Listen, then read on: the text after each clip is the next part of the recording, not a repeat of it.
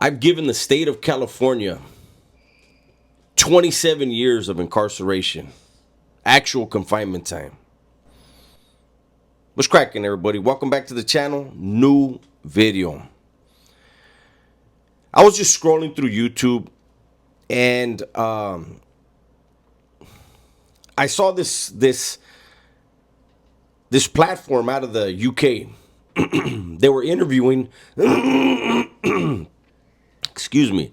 They were interviewing the warden of San Quentin, Warden Ayers, right? And Warden Ayers was actually the warden in Pelican Bay in 2000 when the riot happened. Initially, the reason why I clicked on the video was because I saw that it was about San Quentin. And there are a lot of platforms that put out content about San Quentin. And it's always the deadliest, the worst, the most ruthless. And it's a low-level prison. Back in the days, up until the early 90s, San Quentin was dangerous. San Quentin and Old Folsom are two of California's most well-known prisons. And a lot of people hear the names of those two prisons and they think, whoa, that's heavy. No, those guys are going home. Those are lower-level prisons. By 1994, they had moved all of the killers out of there. The guys that were really actively involved in a lot of the stuff behind the walls, they had moved them to higher levels. Well, I'd say, let me say that correctly. Back then, those were level 4 prisons. They moved them to other level 4s.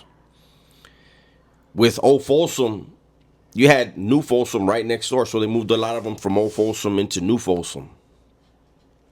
Now, as I was listening to Warden Ayers, I knew I was going to have to do a video. I mean, I knew when I clicked on it, I was probably going to react to it. Then I thought about it. I said, no, because I don't want the platform itself to feel like I'm picking at them because they know no better. They don't know any better, right? But when I was listening to and I only listened to a few minutes of it. When I was listening to Warden Ayers right in the beginning, he said the gangs, he's talking about the gangs behind the walls. He said the gangs control all of the rackets. You can't stop them. And he named gambling. He named, drug sales. He named prostitution. I've never seen that. Let's start with the gambling. Because this is the stuff that gets into Hollywood movies. And what people don't get, especially those that are making the movies or that are doing these interviews. Warden Ayers and any official that worked for or still currently employed by the California Department of Corrections, they have an agenda. Every time they sit down in front of a camera, they have an agenda. Job security is one of their main agendas. Okay. So when I say I gave the state 27 years of confinement time, for those of you that are new to the channel, as a kid at 15 years old, I served 3 years and some change in the California Youth Authority, which was prison for kids, state time, right? I got out for 5 months, and then I gave the California Department of Corrections a little bit over 24 years straight, okay? I gambled in the California Youth Authority. I gambled all the time in the California Department of Corrections, and let me tell you something right now. There's nobody that goes up to where you let's say you're gambling, you're playing pinochle. There's nobody that comes up to the table, hey homie, you guys gambling? Because I'm gonna need a cut of that. There's nobody that goes to the blackjack table and says, hey, I'm gonna need a cut of that. There's nobody that goes up to the poker table and says, hey, I'm going to need a cut of that. So when anybody employed by the California Department of Corrections makes statements like that, the gangs control all the rackets. No. They control everything that their faction's going to be doing. They dictate how they're going to conduct themselves. Punishment is quick and severe. But everybody's a man. And as long as you're conducting yourself like a man, nobody's going to be breathing down your neck.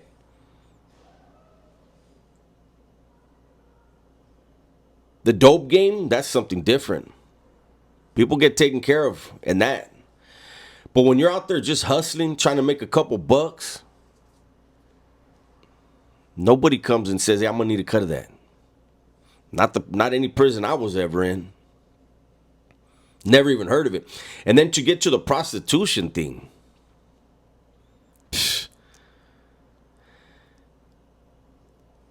That's why these fallacies get put in Hollywood movies and TV shows and books, and because you have a warden who has an agenda. I mean, honestly, being that he was the warden at Pelican Bay, the San Quentin thing was, it's a lower level, but being that, like, he really, really, really, really seemed so uninformed. Just what he was talking about as far as weaponry. When he talked about weapons being made by the convicts. He said, one of the items he mentioned that's weapon stock is a deodorant. The plastic deodorants. I mean, guys, go grab your deodorant right now and just squeeze, see what kind of plastic that is. Are there plastic pieces made? Absolutely. And as warden, he should know. He should know what's being used. I mean, shit, the stuff gets confiscated. But he said a razor. You know when people were talking about I got caught with weapons, one of the times the cops searched the cell and my cellie had a razor blade in his Bible. The razor blade wasn't to be used as a weapon. It was just used like when we needed to cut stuff in the cell.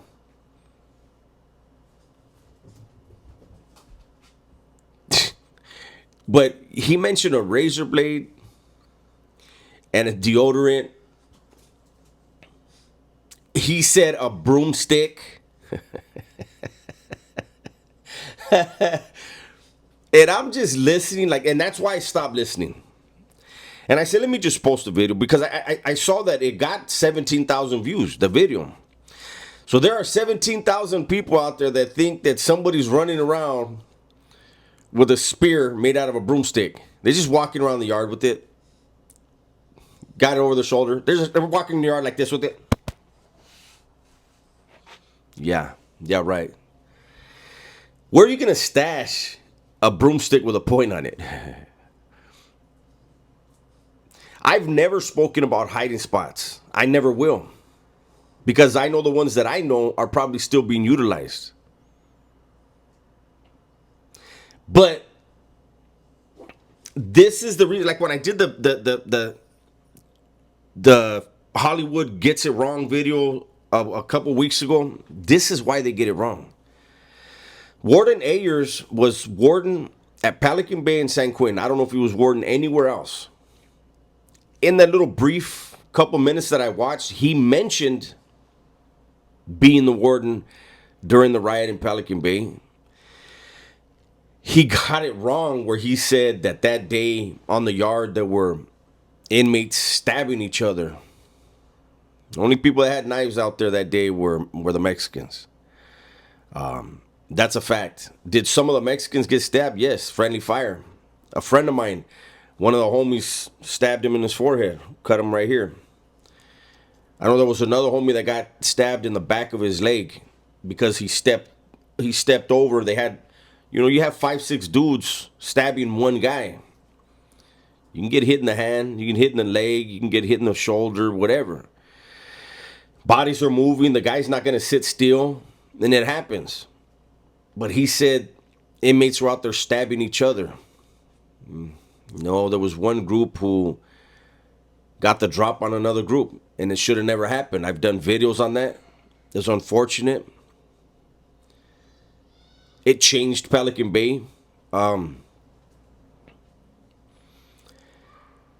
One individual, Sharky, lost his life on the basketball court. Another individual, he bled out. They kept pumping blood into him. He died, I believe it was 3 or 4 times. They kept bringing him back to life. And there was one black inmate, got shot in the chest.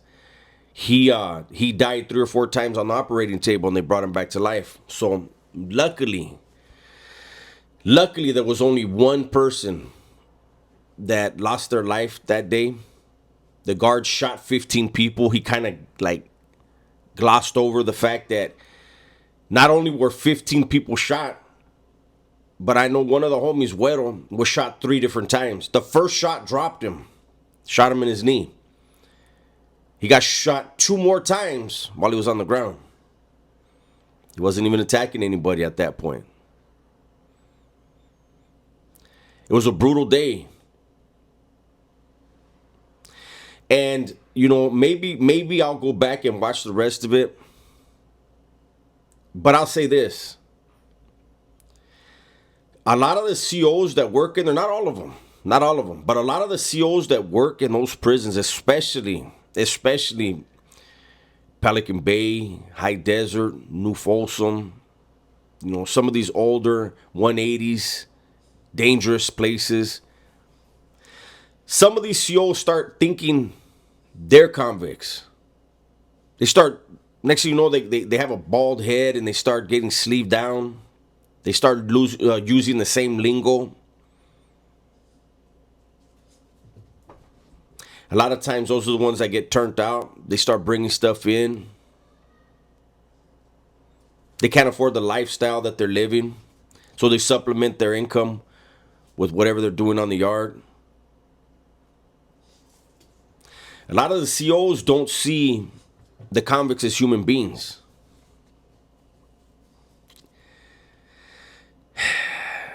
A lot of the convicts don't act like human beings. Some act like animals. Prison is an ugly ass place.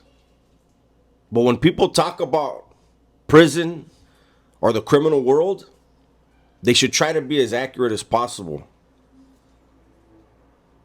That way people know what they're stepping into. That's my video for today. Hopefully you guys enjoyed it. Everybody, please be safe, be smart, and tell the ones you love that you love them, man. I'm out of here.